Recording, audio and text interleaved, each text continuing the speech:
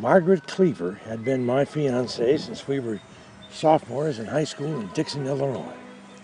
Well, one day I got a letter from Margaret, and out I opened it, and out tumbled my engagement ring and my frat pin, and it broke my heart. Well, my mom said, "Ron, reality is nothing. Your interpretation of reality is everything. Besides, you need this one to graduate."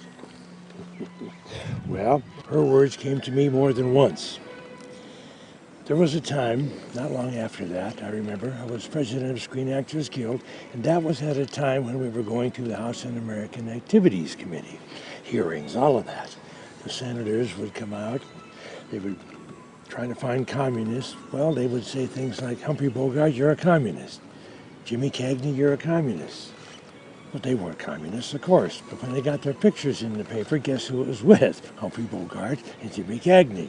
Well, I figured out that little issue pretty quickly. Then I got a call from Mervyn LeRoy one day. Mervyn LeRoy was a big-time director at MGM, and he said, "Ron, I've got a problem with a starlet named Nancy Davis. And she's getting communist mail, and it's really upsetting her." Clearly, there was another Nancy Davis, but he said, "You're the president of Screen Actors Guild. Take her to dinner. Do something." So I took her to dinner. We went to Ciro's, as I remember. One of the first things I said to her, I said, "Nancy, of course you can change your name."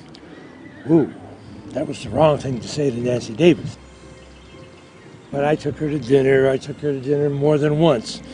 We went to Macau, a lot of places. And I think what I was really doing was falling in love with Nancy Davis.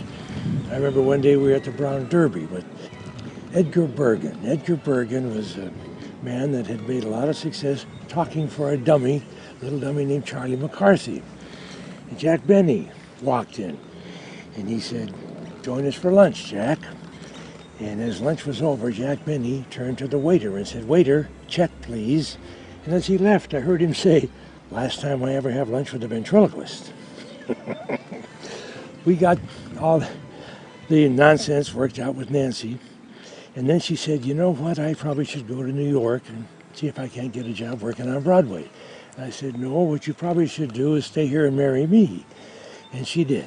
We got married in Little Brown Church on Coldwater Canyon. It's still there in San Fernando Valley. I remember my best man was William Holden. And he said words to the effect, "Well, true love conquers all." But I was saying, "Thanks, Mom."